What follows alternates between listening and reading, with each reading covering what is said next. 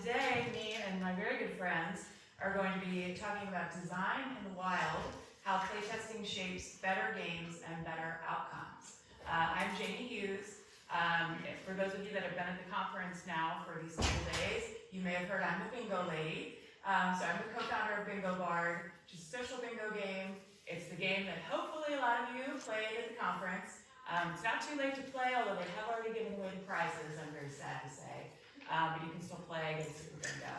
And I was previously the chair of the local chapter of International Game Developers Association.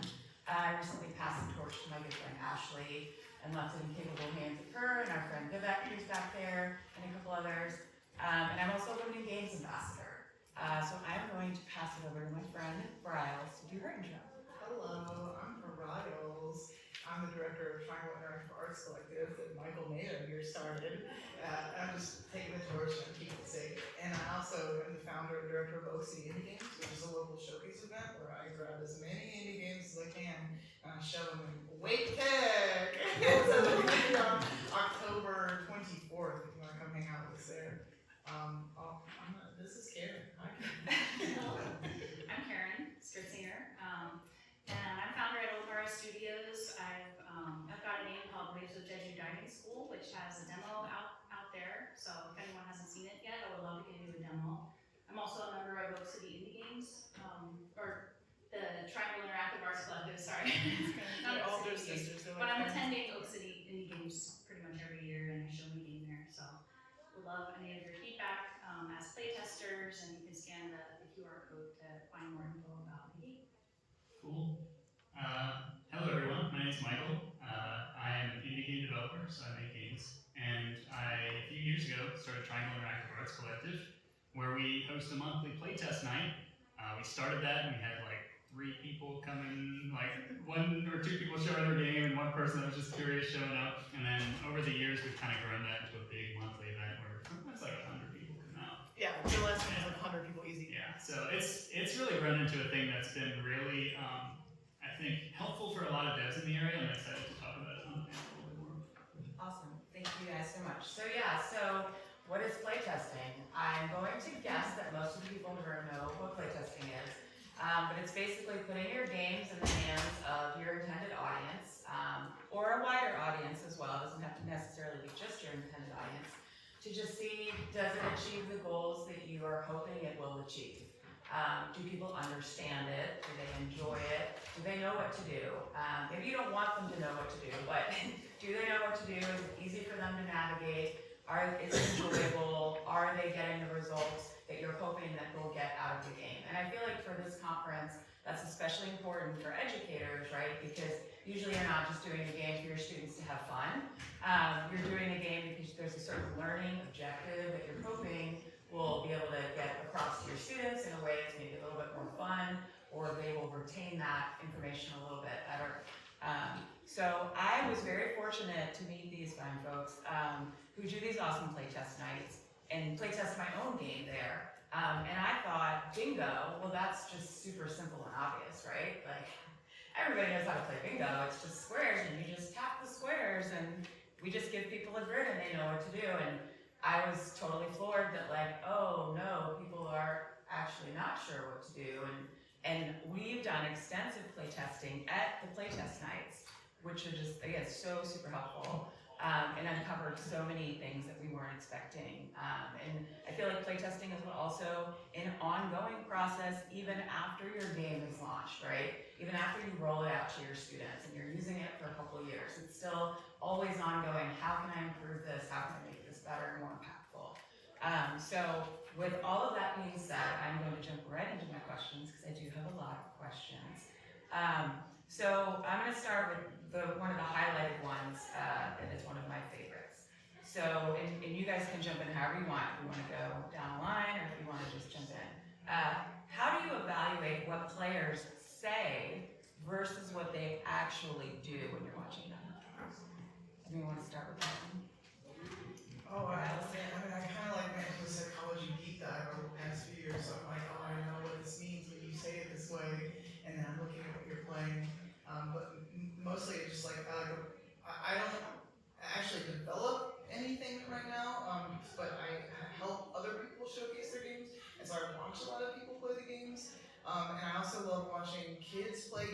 how they play, and I like to watch how it clicks in their brain, and you can kind of see the way that the controls go and what they're doing when they're playing. And so like watching it and listening to them are like two separate animals. And then you got that feedback form at the end, and then you can see what they really think.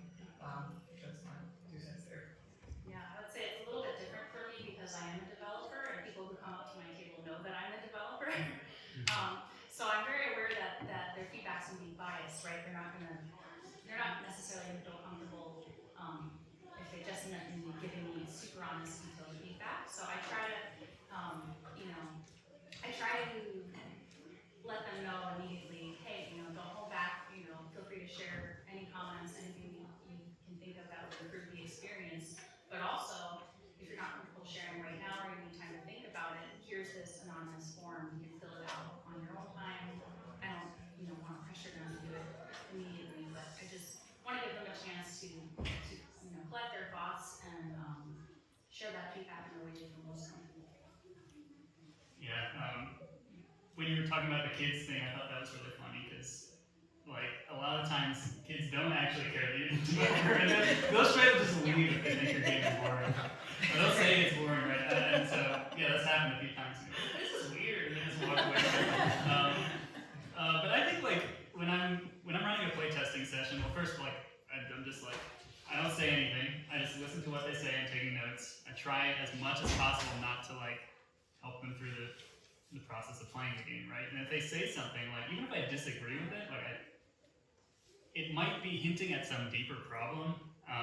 So, like, they might say, oh, the controls feel, or like, I feel too slow or something, right? But maybe that means that I need to put, like, a input buffer in there so that they know that, like, when they are trying to move, it'll, like, queue it up as soon as possible, right? Something like that, where they're talking around the problem, or they might not have the way to express it properly, but they're hinting at some deeper truth about the game that I think it's important to really listen and really, even if you disagree at first, like, no, the player's playing fast, they're having the feeling that they're not fast enough or something like that. So to look at, like, the deeper feelings underneath what they're saying, I think is a really important practice. Yeah, sorry, we didn't have. I just had another thought. Yeah. If it comes from like another term for playtesting is quality assurance, and I started in quality assurance, and I just have a brain to pick out what's different. And another thing is, like, on the vein of talking to developers, like, I was not afraid to tell developers that their stuff is wrong, but learning how to speak to certain developers on how their stuff is wrong if you're in like a AAA environment is kind of important.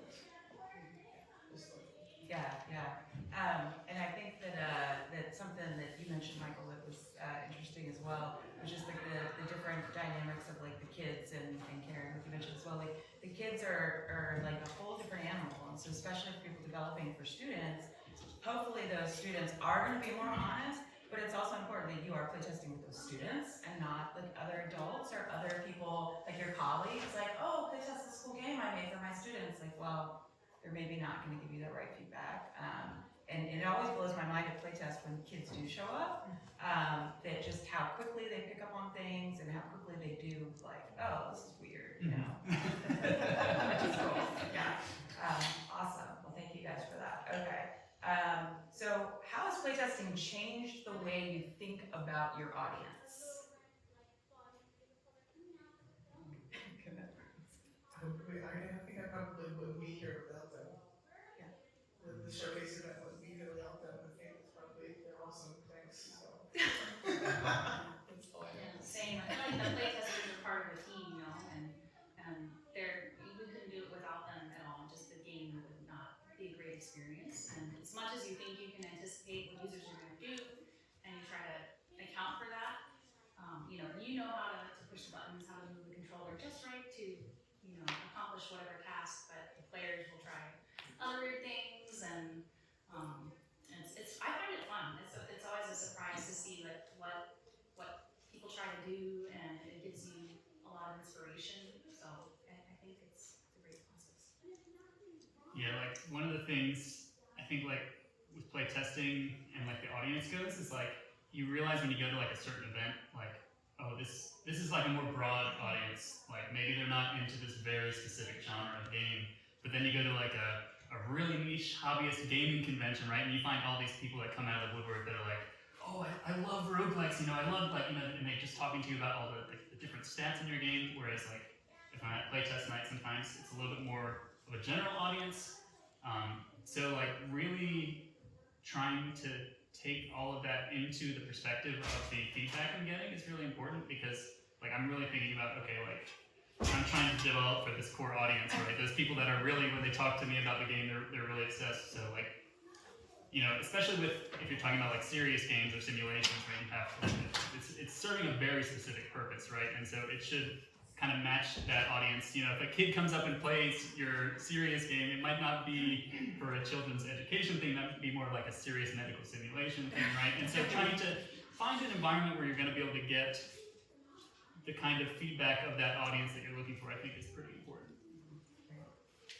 All right, so what is the earliest you've brought something in front of players, and what, if anything, did that unlock for you?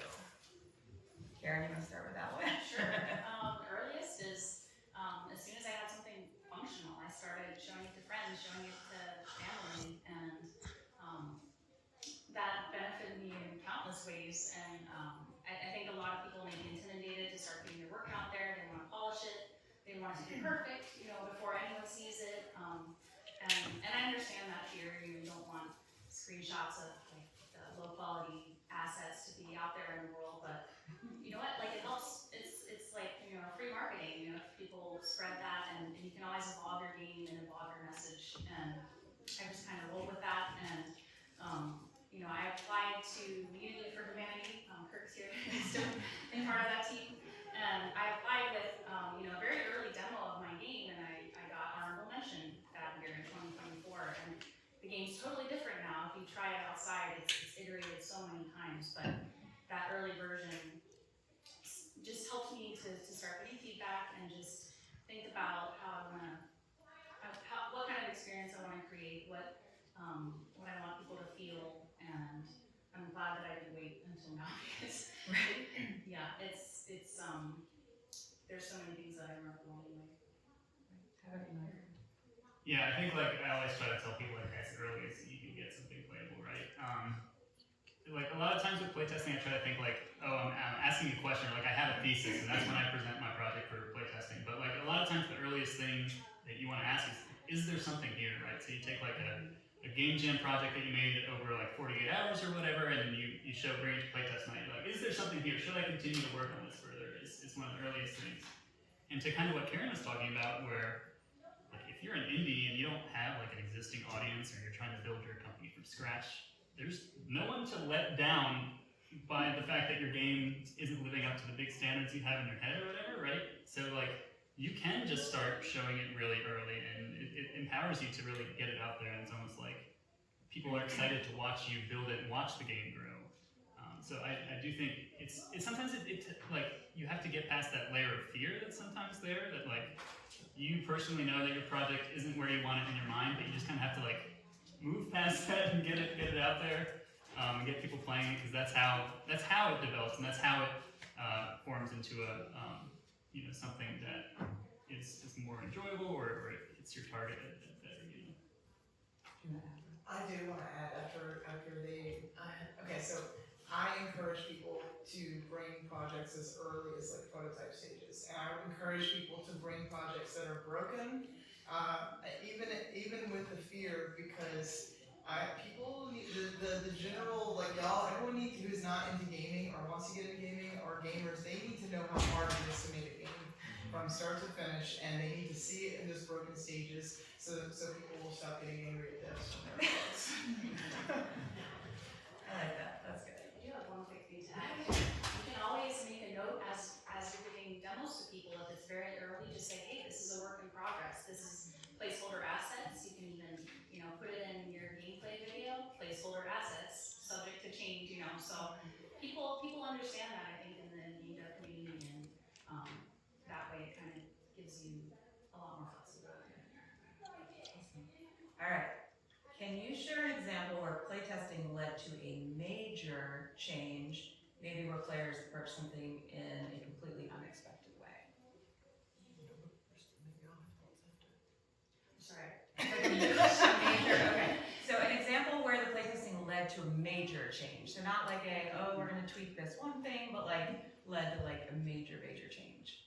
Yes, Yeah, yeah, I'll start. I'll throw it to an example that's like not gaming, maybe for the serious play audience here. Before I was a game developer, I was an instructional designer, so I made like online learning content, right?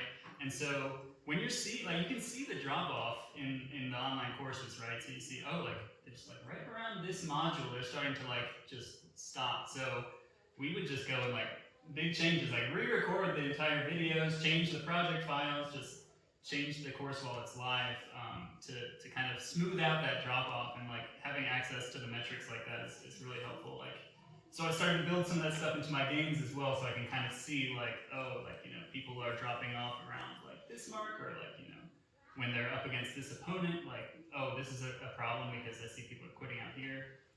So in response to metrics, I would say, is when I've made big changes, because kind of the more like qualitative stuff that you get in playtest, like I'm not always making huge changes based off of it, but when it's like the data is showing that there's a big issue, then you kind of have to take that seriously, I think. Yeah, I think one of the challenges too with giving demos where people don't necessarily have access to a VR headset, which is my platform.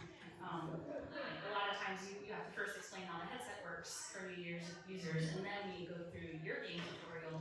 And there's so many times where like, I created a tutorial that I thought made sense, and I had to completely rebuild it. So I spent a lot of time tutorializing the demo, and it's not a great experience because people want to get right in, they want to start swimming, and it's a free diving simulation game, so a lot of people intuitively start moving their arms and like trying to swim. And they did that.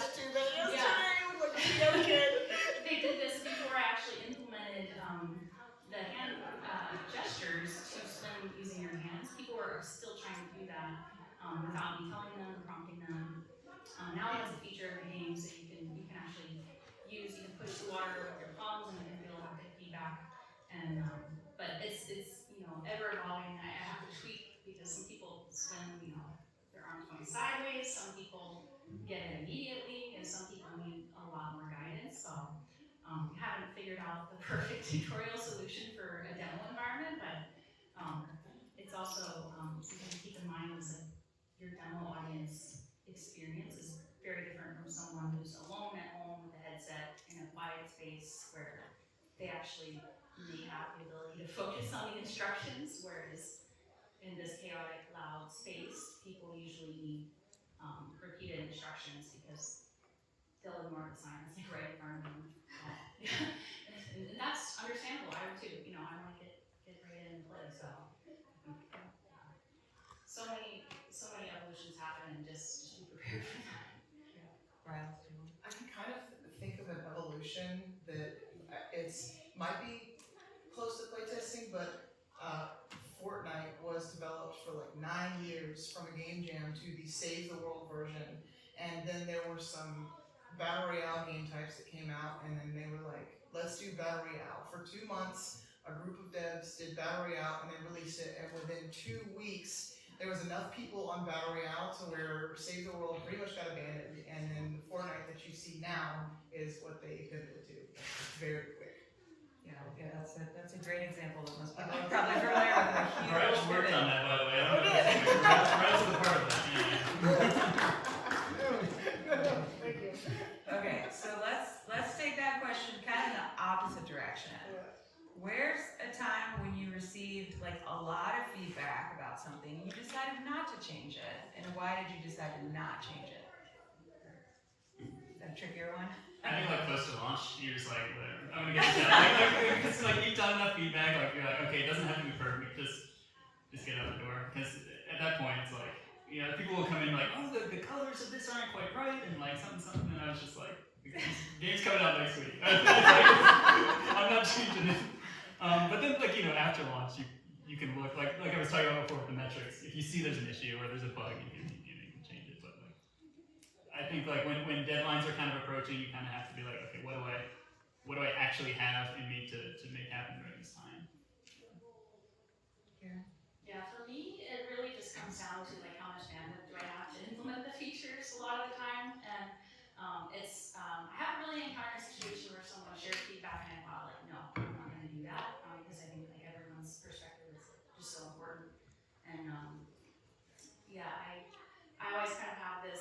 running to-do list of features that I'm planning to work on, and a lot of times the feedback that I get is in my to-do list already, so that helps. Like, I don't always have to like document everything like in the moment as I'm talking to people, but yeah, try to be good about like, taking notes like the day of if I can, and just try to capture everything. But yeah, it's hard to do that. And I guess we're just trying to make all the events better from feedback. That's all I got there. Yeah. That's all right. That's totally right. Okay, so not everyone has access to large playtest groups or budgets. What are scrappy or low-lift ways that you think people can start playtesting your stuff? Any advice for people? I mean, Brian Sowers has, but when Tribal Interactive started, he just started showing up in one room and 1 day a week, and then there were five people, and you could show up one place somewhere at a bar, and then get a friend to show up, and then Jimmy, you go to the, you knew I was gonna call you too. They're all independent game developers at Reperty on Monday nights, and there's 5 people, and they can each just show up at a restaurant and play test each other's games, and that's like such a low bar right there. Very intriguing. I would say just try to bring your game with you everywhere to events and things, because a lot of times like I'll go to a conference, I don't even have a table, I haven't paid for a table, you know, because it's very expensive, and you don't have to buy a table. You can go to GDC and go to like a mixer after it, even if you don't have a pass for the actual event, you can just go to the after events, and that's where all the action is, honestly. Like, just pull, you know, your laptop or your VR headset out of your bag and find a table somewhere. It could be a cafe. You can demo that way. Obviously, friends and family, and during holidays. There's any chance you get to interact with humans really is a good time to play this. Yeah, I think the friends and family thing is pretty good, especially if you're not like well integrated in a local community or anything yet. You know, you can show the thing to your sibling, and maybe they're not your target audience, but you can at least get a little bit of feedback going on maybe like, oh, the interface wasn't clear, and like my sibling didn't know to press this button or whatever, right? So you do get good feedback, even if it's not your target audience. But one thing I started doing recently was I find like very small Twitch streamers that like the genre that I'm in, and then you just give them a key, and you're like, here, play the game, and like sure, maybe they have like 2 people watching them or whatever, right? But those people are like very into hanging out with that person, and like you have a recorded history, like because you can save the video so you can watch it back and see like, oh, a bug happened right here, let me play it back and see what happened. And the stakes are pretty low because it's not like a huge streamer or anything. It's like, you know, it's this small audience that's getting to see it, that's in your target demographic. So that was really helpful in my last game to kind of do that. Do a couple rounds of that before launching it. I mean, it's also good marketing. Yeah. And then it helps that streamer grow. Right, yeah. Mm-hmm. So for people that might be here working in education, training, or other applied spaces, and you did touch on this a little bit, talking about the learning modules that you're working on, what game playtesting practices do you think would translate most directly to people working in other fields, where they're not entertainment games? Can you read the question? Yeah. It's slower. Yeah, I kind of input the question a bit too. So anybody that's not like making an entertainment game, so anyone making a serious game, what like entertainment game, like playtesting things, do you think most directly would translate to them, or would be most important for them to do, versus like, and yeah, you want people to be having fun, but like it's, you know, there are other goals as well. So like what do you think should be most important, or would translate most for that audience? Yeah, I could go. So the same kind of arena that I was talking about before with like online videos, you know, teaching like kids or adults how to do something, right? We were looking at the metrics for so long and being like, oh, like fixing stuff based off the metrics. And then I didn't really have a chance to see many people interact with the course like in person until like maybe like a year into doing the job. And so when I finally saw like this kid that was going through one of the videos, I noticed he was skipping to the instructions. He was skipping all like the funny jokes that we were putting in the videos, and like all this stuff. He just skipped ahead to the instructions and then did the instructions and then skipped to the next set of instructions. And I was just like, all this effort that we were putting, like, So like I do think it's important, like if you have an online course, to like watch someone go through it. Like are they skipping the video? Are they scrolling through a page if you have a lot of like written content? I think like you really got to pay attention to people's attention spans nowadays and how much they're willing to actually deal with a big block of text, especially if it's something that is difficult to get through, or it's an audience like kids for sure. Like it's watch them in person. Don't just like assume that because they hit all the check marks on the learning module that they actually took in the information. Yeah, I can share a little bit from the perspective of a VR developer. It's a little different because the device is so new for a lot of people outside the tech games world.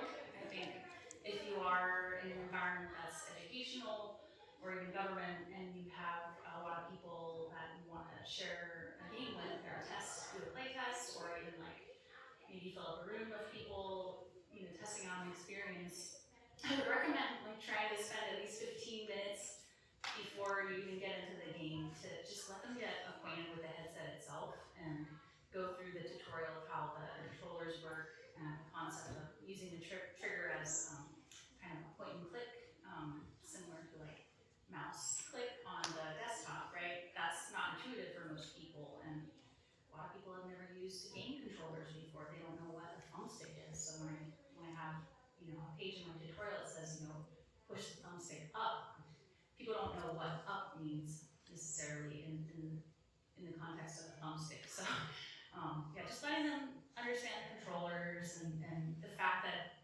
they can actually move in a space. That's something I have to tell people a lot of the time. Is like you don't have to stand perfectly still. You can actually move around the space and experience that more deep immersion with VR. So yeah, it's like even at events like this where people have the tech background, you'd be surprised. I still have to spend the first usually 2-3 minutes to just let them know how the controllers work, and just you have to kind of build some time into that for your schedule sometimes. It's funny, I'm glad that you mentioned that. I was going to ask you specifically about challenges playtesting in VR. So kind of just going, I know you just explained a lot of them, but going further into it, do you find that you're not able to get like the volume of playtesting that you would like to get because of those challenges? And like, how has that impacted your development? Yeah, definitely. I mean, you can only put so many people in a headset at a time, right? And what's really helped me is I decided that I want my game to be cross-platform, and I built a PC version of the game alongside the VR so that I can have two people kind of going at once. And I did that because the PC platform is just so much more accessible. Not everyone can afford a headset, first of all, but also a lot of people have pretty severe motion sickness, so even if they want to use it, they can only spend maybe 1 minute to 5 minutes in there before they just are too uncomfortable, and there's no design changes you can make in your experience to work around that. So I like to give people options, and unfortunately when I've given people like a code or an install link for the VR headset, even if they own the headset at home, getting them to actually download, install, and play it is very difficult. So I recommend as much in person as you can do, the better. It helps so much to get people to actually follow through.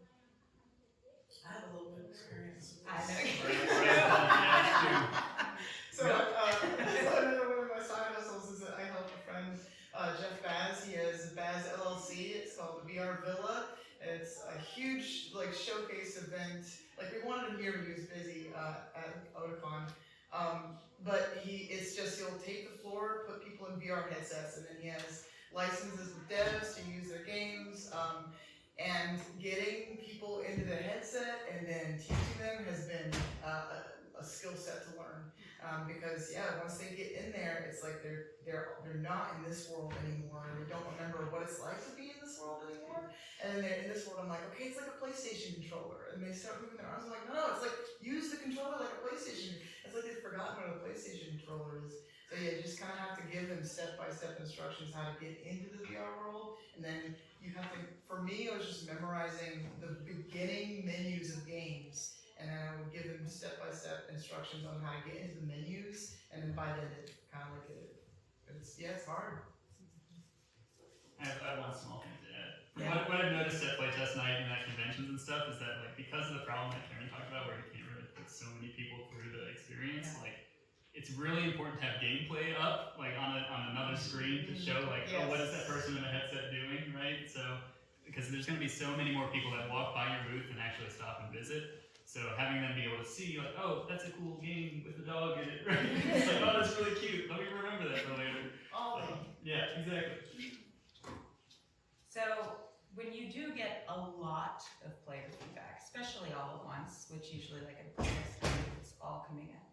What are some of the ways that you all have found successful, like organizing that information and then distilling it later? And I always see, and I have my own little notebooks. I always say everybody with their notebooks. I know you've got some banging spreadsheets. Lost in a Google Drive for years. Like what are some things that you each have found have like worked for you specifically to like distill all of this massive amount of information and be able to like do something meaningful with it?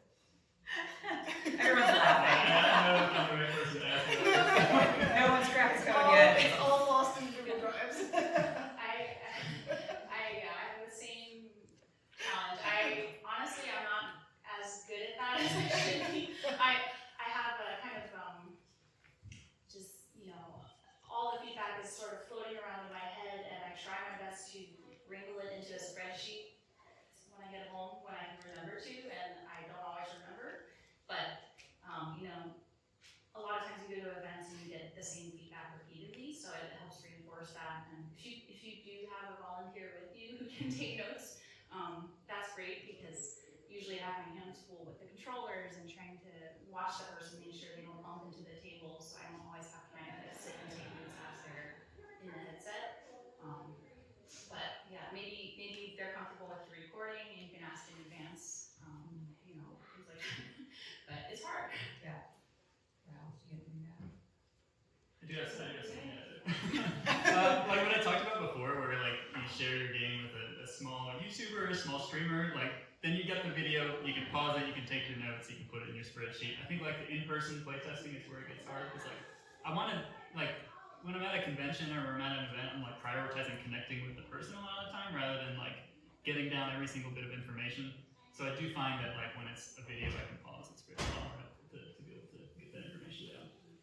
So Karen, I think you mentioned recording sometimes the playtest. Do you find that people are comfortable with that? Yeah. Almost always when I ask, what actually helps for VR too is to do a video recording, because then you get to match what they're saying to their body gestures, and you can reflect back on how they attempt to interact with things later. And some of that is nonverbal, and it's hard to capture in notes. So I think that when I can remember to do it, it's pretty helpful. Yeah.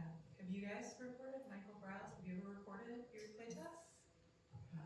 Yeah, not really in person. Probably more of like the VR stuff. Like what Karen was saying is like, yeah, you just record them playing VR and then you can see what they're struggling with.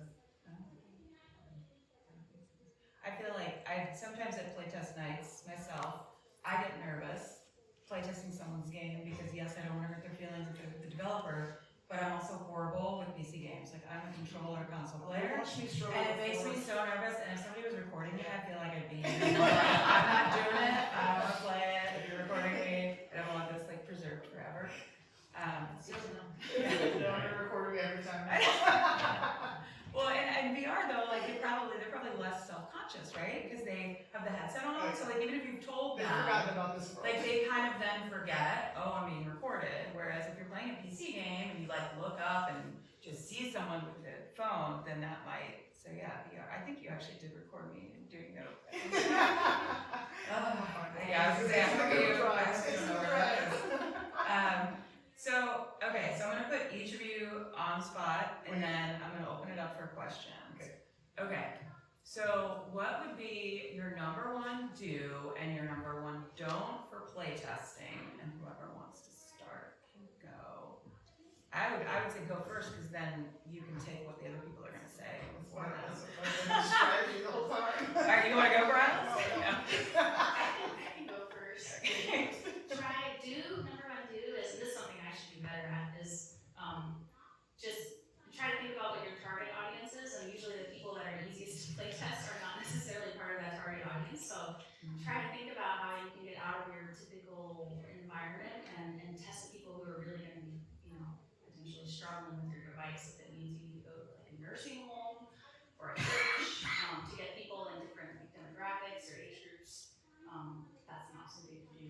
And yeah, it's not easy. You kind of have to like be intentional about getting out of your comfort zone and your normal social environments. And don't, I think, is maybe try to, when you're getting feedback from people, try to just take it in and resist the urge to like jump in and say like commentary, because I think it's easy to want to say, oh yeah, we're already working on that, or and I'm guilty of that too. It's like, I want them to know that I'm building these features, but also it's like you want to give them space to think and share that feedback, and resist the urge to jump in.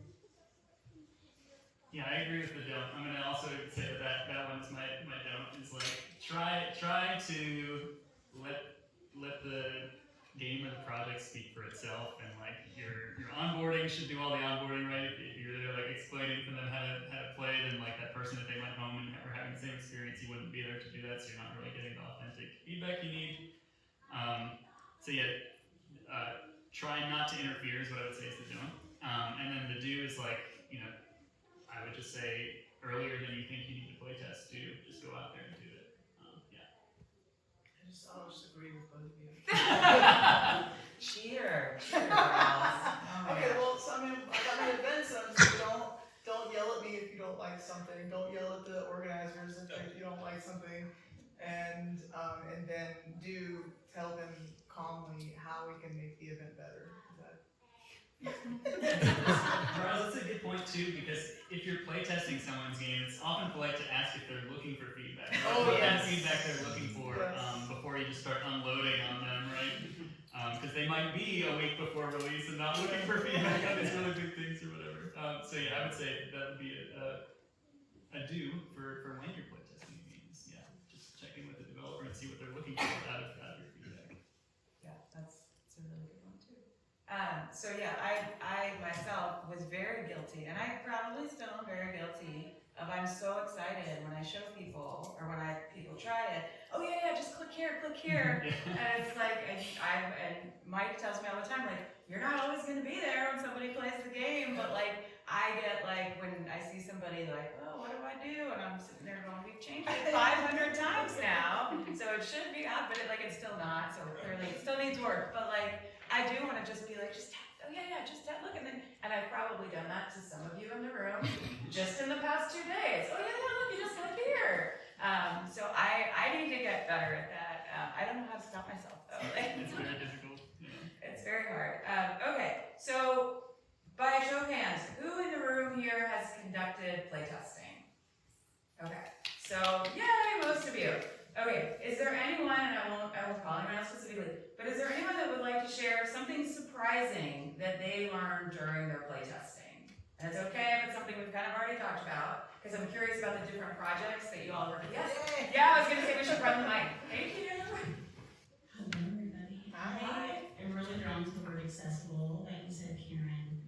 And what's been so surprising to me, a lot of my playtesting has been the adaptive gaming side of things and disabled players. And when you're talking about kids being really honest and really enthusiastic, and you get some of the greatest feedback, it's been so surprising that I feel like that's been mirrored in the disability community with disabled gamers. So I guess that's been really cool and surprising that we got most of the most interesting feedback for our software in the AAA game.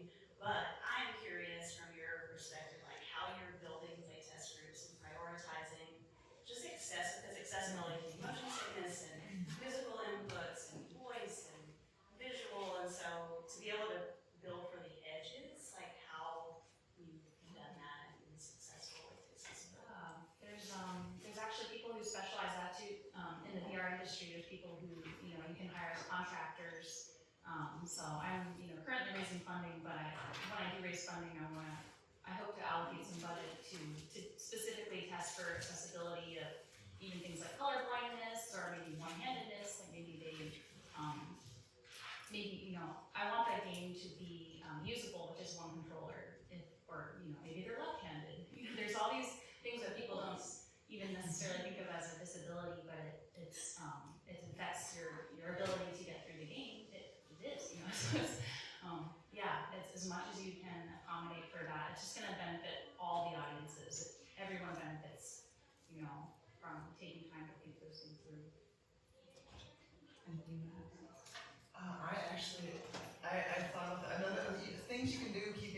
accessibility in mind, like alongside the color blindness, is just like to take your headphones off and play the game without any audio cues.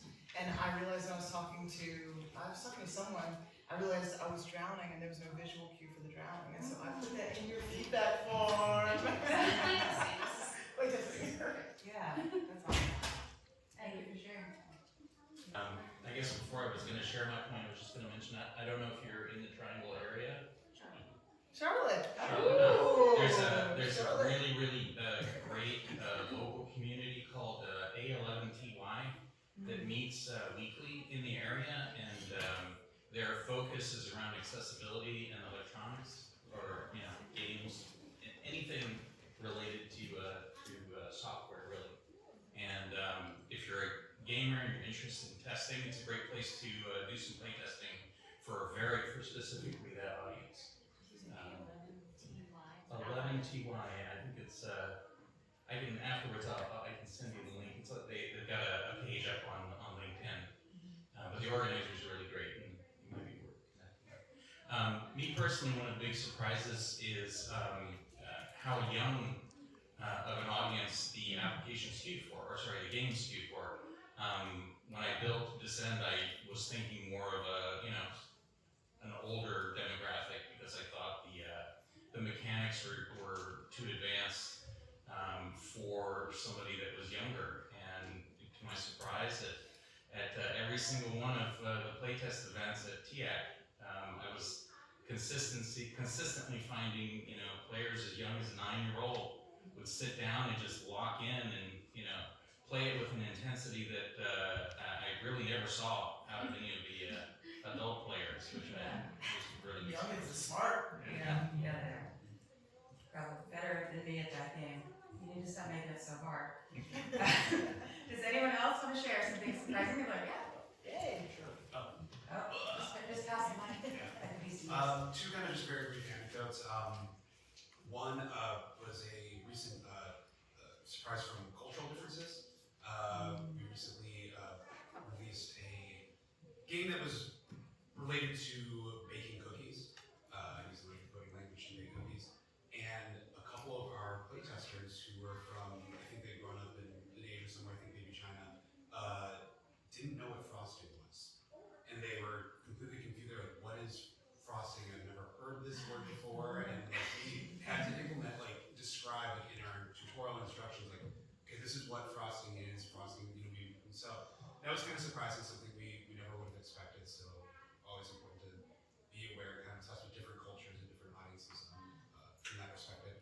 And then another one on a more technical side was, so we develop assessments, game-based assessments, and one thing that's really important for us is to standardize the experience for everybody and make sure that everybody's getting a very kind of equivalent test. And we were finding that the way that our game was set up, some people who had wider screen resolutions set up were allowed to see the entire problem set than other people who could only see a couple of the things. And that's a big problem for us. So we had to make sure that we tweaked on the back end, okay, if somebody has a wider screen, still only allow for the frame of the problem to be within such and such parameters. So also make sure you're testing with people that are using different hardware than what you're developing on. I think that is a really great point too, because a lot of times when you're playtesting on your own equipment, and so you don't get that, what is this person's device going to do, like someone that has Samsung Force Dark Mode on their phone. But yeah, that's a great point. Thank you for sharing. Just connecting the dot really quick, we're shouting people out. So Ed Metz from the U.S. Department of Ed did a session earlier this week about App Club, which is playtesting for kids and after school programs. I just feel like I needed to say that in this room, Yeah. because that was a really cool session, and it was the kids and playtesting, so App Club. Thank you. Not affiliated. Sorry, are we still sharing playtesting? Yeah.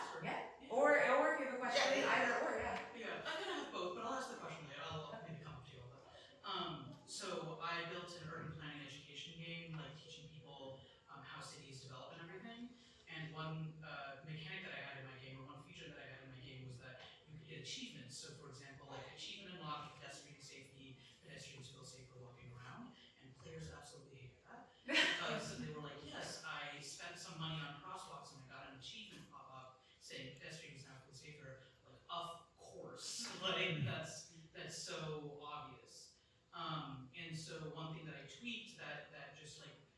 in my opinion, was kind of basically the same thing, but players reacted to it vastly differently. Was I would have little pop-ups of like cartoon people inside the city saying, I feel safer walking my kid to school, or I really like that there's a new crosswalk outside and I can walk to work and enjoy the breeze and whatever. And players went from, and that's a very similar system where it's just you take an action in the game and then these simulated people feel safer walking around in your city. But players went from being like, okay, yeah, I got an achievement to I am making changes to see the players, to see the people in my city happy. I am seeing what people are talking about in the city to see what changes I should make. And I think the big difference was that the achievements felt like that I was authoring them, like the achievements felt like the developer was talking to you.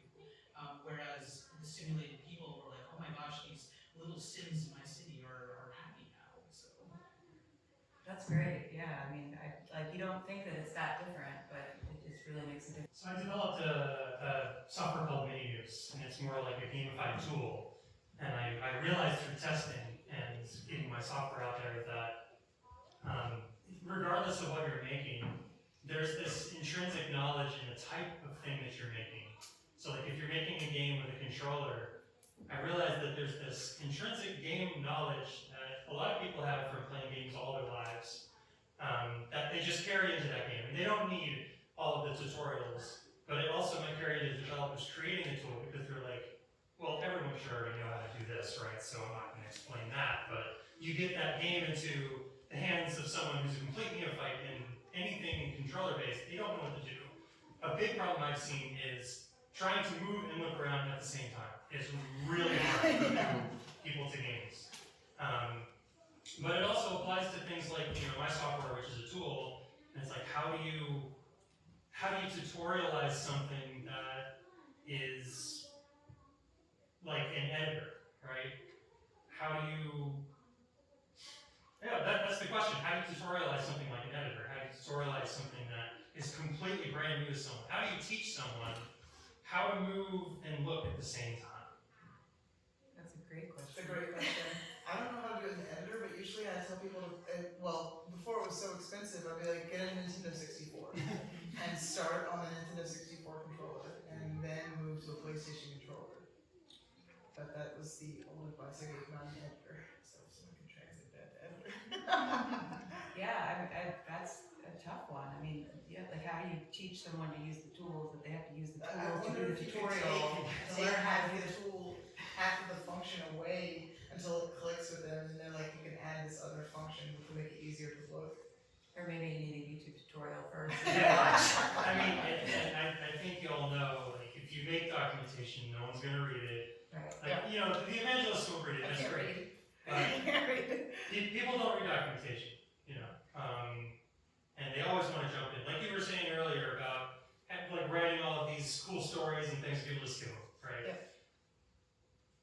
It's a tough question to answer, I know. It's almost an impossible question to Yeah, I answer. feel like you would have to make small implementations and then play test and then see how they react Right. and then go back to the drawing board over and over until I think, like YouTube Shorts or TikToks are kind of great for those really short, tutorials trying to get someone jumping into the game, but that also means you have to design the game in such a way that it is approachable in a minute, right? And it's really tough, especially for complex programs. Like, mine is very easy on a surface level, but there's so much depth to it that you can't easily explain that in an elevator speech, right? It's just an interesting problem that I think is ubiquitous among all kinds of developing things for people. I hope we can continue to help you solve it. Yeah, I'm gonna be at the next playtest. We have it there. I think Michael has something to add. I think Karen can. You wanna go, Jeff? Yeah, I think for me when I'm stuck in a design process, I always just try to look at references, and I think something for that would be look at what software packages do, or look at what complex strategy games do that have lots of menus and stuff. To how they onboard people, just take notes and then apply what you can to what you do. So that's what I do. Yeah, how do you playtest something like Stellaris? Yeah. That's a good point. I have one from here, Mr. Kirk. Sure, it is like voice Kirk. Yeah. Here, you need the You mic. might not need one.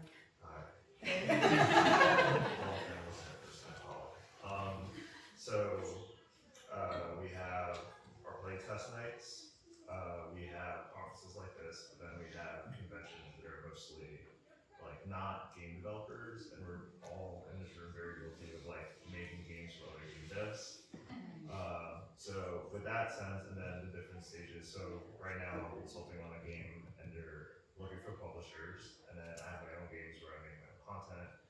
How do you stack rank those audiences to the time in development, and what audience would you go to for that type of feedback? Depending on, you're looking for money, you're working on a feature, or it's like your first idea. Well, if you're looking for money, I think that's a little different because I wouldn't necessarily show just a game. I would show like a pitch deck and stuff, and then I would go out to people who obviously have experience with funding and things like that. So it's a totally different conversation, and the language is different, and yeah, I'm always adapting the terminology to try to accommodate whether it's game experience, tech background or not. Totally different. Yeah, I think by the time you're looking for funding, you ideally have done a lot of playtesting with your core audience already, right? You know very clearly what that is and can describe to the publisher who's looking. Like they may or may not be in that core audience, but they just want to know that you have it, you found it, you've gathered a bunch of wish lists from the people that have that. They want to see the metrics and the engagement for the playtesting you've already done. Because that balance has shifted a lot in recent years, where they expect the developers to do a lot of the work of proving the concept that there is an audience for the game, that people are already lining up with wish lists on Steam. So they expect you to have done a lot of that playtesting already by the time you're sending your vertical slice to them. I'll just add one more thing too. Usually they don't even have time to play the game. They just want to see like a 30-second video of gameplay, and you really want to get to the point of the core features in that short time. So you kind of, you don't want to waste your time. I gotta go, Jen. I don't have, the only thing I have to add, which might not be helpful, but is helpful, is most of my stuff has been through networking. If I need money for an event, I just grew up and networked a bunch, and then and then a lot of people who are in the industry want to help fund our events because of that. So I hope networking will help, especially in an event like this, get to know as many people as you can, because it's very important. Awesome. Last one, and I think we're probably gonna have to get kicked out. So I think we can all relate to the feeling as a playtester, knowing how real we can keep it with the game dev. All those friends in our corner that tell us when we have rock guarantees. But this is more times than not, we're meeting somebody for the first time, walking from table to table. We don't know the personality type necessarily of the dev. We don't know what feedback they're looking for. And oftentimes we don't even know if the feedback we're providing, even if it comes from a background in the space, if they kind of push past the point of no return on a decision, like saying, criticizing or adding feedback on a mechanic when they're kind of past that point. And on the dev side, I totally agree with what you were saying, Michael, as far as not interfering as much as possible. It's so tempting. I want to be the guy who's real quick. But then at the same time, I also think there needs to be some sort of priming strategy to talk to to guide them, hold their hand a little bit about what feedback you're seeking exactly. So it kind of feels like it's your dance partner, and I just wonder if there's more ways we can standardize this, where it's like this, what feedback I'm seeking from the start, and also I think game devs need to think about what feedback they're seeking, because a lot of times they just go in and I want to hear it all, but it's really important to stop and sit there and think, what do I really need to hear? So I'm wondering what strategies you guys think we can kind of apply in those ways. Exactly. Google Forms are great for getting, asking the same set of questions to each audience, and that way you avoid the bias that comes from just being spontaneous and just asking what comes to mind in the moment. There you can still provide space there for people to get free-form feedback at the end or at the beginning, and that for me helps compare and get actual metrics for how likely are you to want to contribute to a Kickstarter for this a year from now, and would you recommend it to your friends and family? Those kinds of questions. So they can be really helpful. Do you give that survey to them to do, or do you fill out the survey while they're there? So far I've just used a QR code that links to the Google form, and that lets them log in with their Gmail account, or whatever email they have gets kind of tracked with that submission. We were just talking about how to get people to follow through with that too. Yeah, I think that's unfortunately a whole other panel, and I want to be respectful of people behind us. But I want to thank everybody so much for coming. I especially want to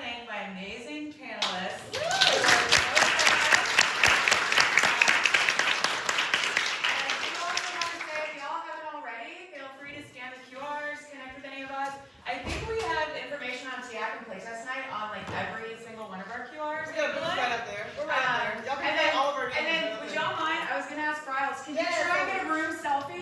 Do you guys mind? And then we gotta get out of here. We're gonna do it quick though. Be quick. We're going. We're heading out. All right. She's like the best selfie taker ever. Okay. So can you get? Let's see how much of the room you can get. Okay. Oh, look at that. That's like most of the room. Okay. We're good. All right. You got it? Thank you. All right. Thank you all.